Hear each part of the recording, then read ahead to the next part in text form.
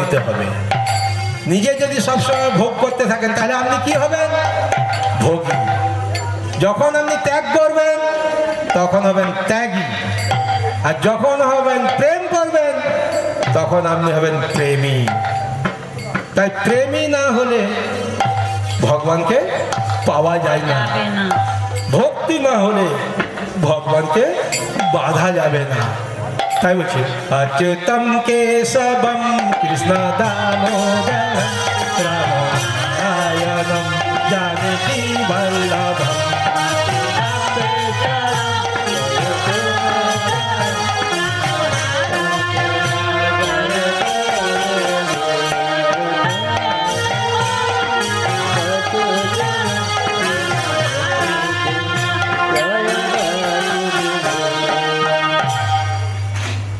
বলছে যে বৃন্দাবনের পথে পথে নাকি আমার রাধা গোবিন্দ প্রেম করেছিল। তো বৃন্দাবনে যদি আমার রাধা গোবিন্দ প্রেম করে থাকে তাহলে আমাদের ছেলে মেয়েরা এখন বিয়ের নাম করে কেউ দাবি দেওয়া নেই। আমাদের সময় ছিল দাবি। আবার আমার আগে আমার বাবা আমার মাকে কিন্তু দাবি দিয়ে বিয়ে করে আনছে।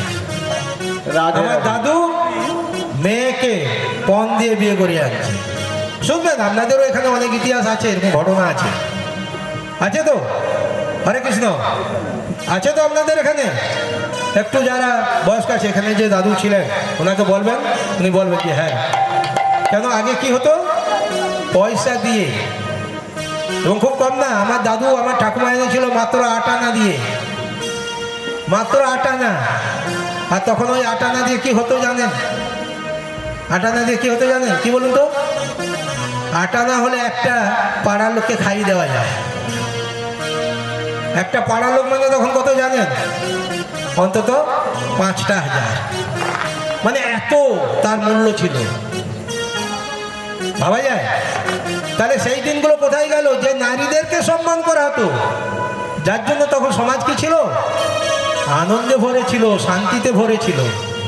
আর আজকে আমরা যত নারীদের সম্মান করছি না, তাতে নারীরা কষ্ট পাচ্ছে না, বরং সবাই কষ্ট পাচ্ছে। যদি আপনারা মনে করেন যে না, আজকে নারীকে সম্মান না করার জন্য নারীরা কষ্ট পাচ্ছে, সেটা ভুল। তার থেকে পুরুষরা অনেক বেশি কষ্ট পাচ্ছে। কারণ নদীতে যদি স্রোত না থাকে, সেই নদীতে কেউ নৌকা চালায় না। নিতাই গৌর প্রেমানন্দে। তাই আমাদের দেখবেন বর্ষাকালে যখন নদীটা ভরা থাকে কেমন লাগে? চলত চিত্তং চলত বিত্তং চলত জীবন যৌবনম চলা চল মিদং সর্বং সেবতী সজীবতী। বলছে চলত চিত্তং চলত বিত্তং চলত জীবন জীবন। এই যে চিত্ত, এই যে মন, এটা এত ঠুনকো, এত এত এত এত চঞ্চল। মন এত চঞ্চল যে মনকে বসে রাখা যায় না। তাই হচ্ছে চলত চিত্তং, চলছি। এই যে লাইটগুলো কি সুন্দর, ঝিকঝিক ঝিকঝিক চলতে আছে, থামে না। সেরকম মন চঞ্চল হয়ে গেলে কি হয়? আপনাকে পাগল করে দেয়।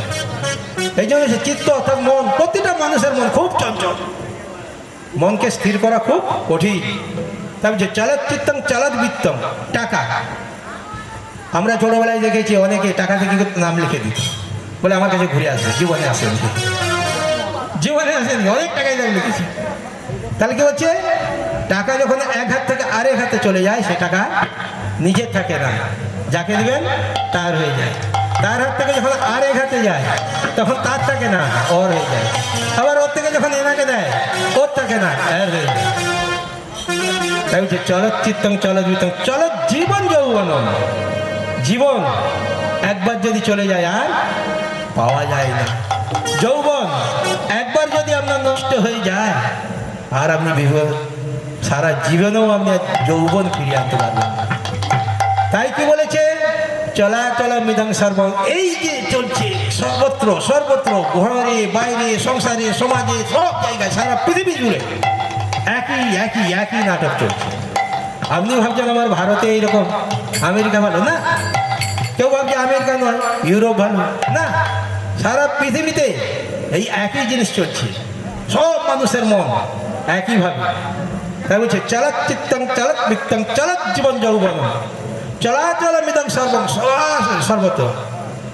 তাই বলছে য তিষ্ঠতি স জীবতি। যদি এর মধ্যে কেউ তার গুণ জ্ঞান করে, যেটা আমাদের কি বলা হয় সঙ্গে যায় সুকৃতি, এই সুকৃতি যদি তুমি অর্জন করতে পারো, তুমি একমাত্র জেগে থাকবে বা জীবিত থাকবে, বাকি সব চলে যাবে। নিতাই গৌর প্রেমানন্দে। অচ্যুতম কেশবম কৃষ্ণ দামোদরম রাম নারায়ণ জানকী বল্লভম।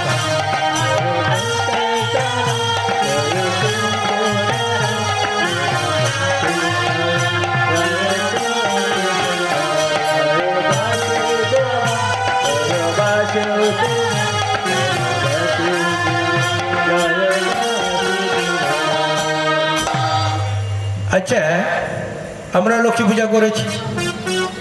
লক্ষ্মী কিসে বসেছে?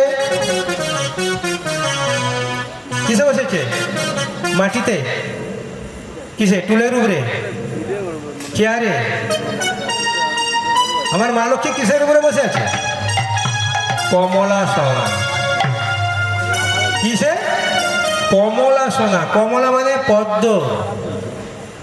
আমাদের মায়েদের যখন আমরা জন্ম হই, কি বলে না, ছেলেটা কোথা থেকে হয়েছে গো? বলে না হৃদপদ্ম থেকে। ভাবুন, ভাবতে হবে।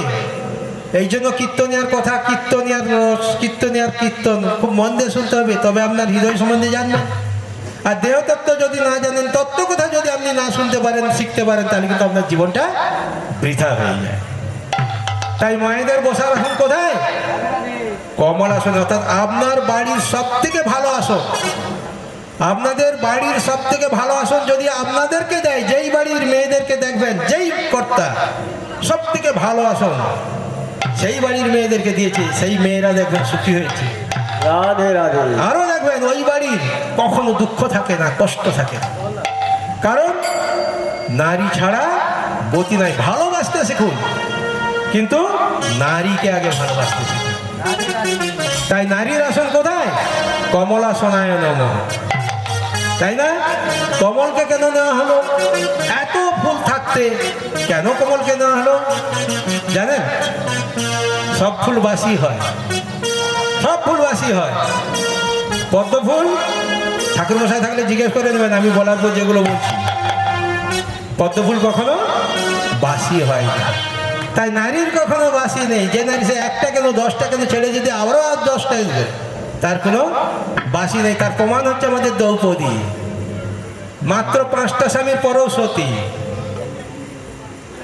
ভয় পাচ্ছেন নাকি? রাধে রাধে। ভয় পেলে তো আমার কিছু করার নেই। শাস্ত্র, অর্থাৎ একটা নারীকে 5 জন স্বামী, তারপরেও সতী। আর আপনার পাড়ার যদি একটা মেয়ে একটা ছেড়ে আরেকটা ধরে, তাকে বলা হয় কুলটা। কেন গো? কি করলো মেয়েটা? মেয়েটা কি করলো? কুলটা হয়ে গেল। আরে মেয়েটা যদি একটা ছেড়ে আরেকটাকে বিয়ে করে, সে কি হয়? তার ঘরের ক্ষতি করে, ঘরে মা বাবার সম্মান চলে যায়। কিন্তু তাকে বলা হচ্ছে কুলটা। কেন? ওই একটা মেয়ের জন্য আরেকটা মেয়ে যদি খারাপ হয়, এই জন্য যাতে না আরেকটা মেয়ে খারাপ হয়, তার জন্য তাকে বলা হয়ে যায় কুলটা। তাই না? একসময় সতীদাহ প্রথা হয়েছিল। আমাদের রাজারা